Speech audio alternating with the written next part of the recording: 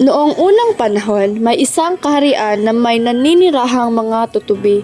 May namumuno dito na si Reyna Tubina at Haring Tubino. Nagkaroon ng anak ang dalawa at pinangalanan itong Prinsesa Tutubi. Si Prinsesa Tutubi ay gusto niyang lumabas ng kaharian. Ngunit pag ito'y lalabas, kailangan niya ng mga kasama. Gusto kong lumipad-lipad sa ilalim ng himpapawid. Ngunit gusto kong mapag-isa at lumabas ng palasyo.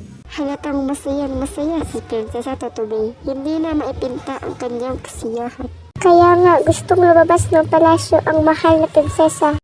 Lalabas ako ng palasyo at tatakasan ko ang aking mga dama. Nakalabas na ang prinsesa. Natakasan niya ang kanyang mga dama.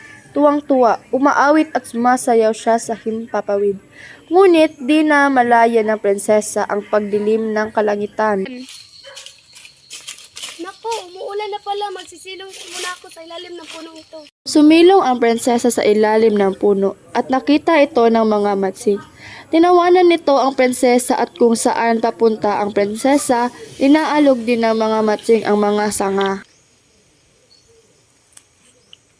Uy, may tutubi akong nakita. Nakatawa talaga siya. Uy, dalian niyo naman.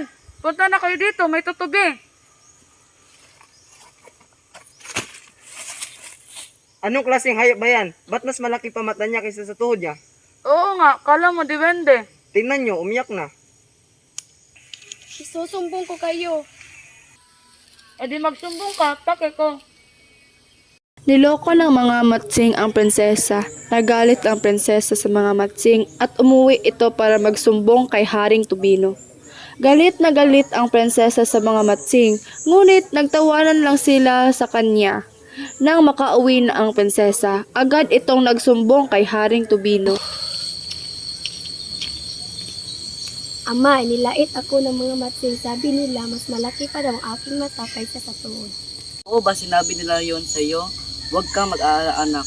Papatawagan ko ang ating mga sundalo. Gaganti tayo sa mga yon. Upang sabihin na nagsumbong ang aming prinsesa kay Haring Tubino na nilalait niyo siya. Pinasasabi ng hari na hinahamon kayo ng isang labanan. Pumayag ang hari ng matsing dahil alam niya matatalo niya ang mga tutubi. Pumunta ang kawal sa hari at sinabi nila na pumayag ang hari ng matsing. Nang nag-umpisa na ang laban, nagsenyasa na ang dalawang hari sa kanilang sundalo. Tutubi lang ang kalaban natin? Kaya niyan. Pukpukin niyo lang ang makita niyong tutubi. Okay boss, gagawin namin yan. Ipaghiganti natin ang aking anak sa pagkakaapi. Nasimula na ang laban sa mga matsing at tutubi. Ang ginawa ng tutubi ay tatapos sa ulo ng mga matsing at ginawa naman ng mga matsing ay pukpok lang ng pukpok dahil sa ginawa ng mga tutubi na pupukpok ng mga matsing ang kanilang sariling kakampi at sinabi ng hari ng matsing na nagkamalisa ng utos sa kaniyang mga sundalo.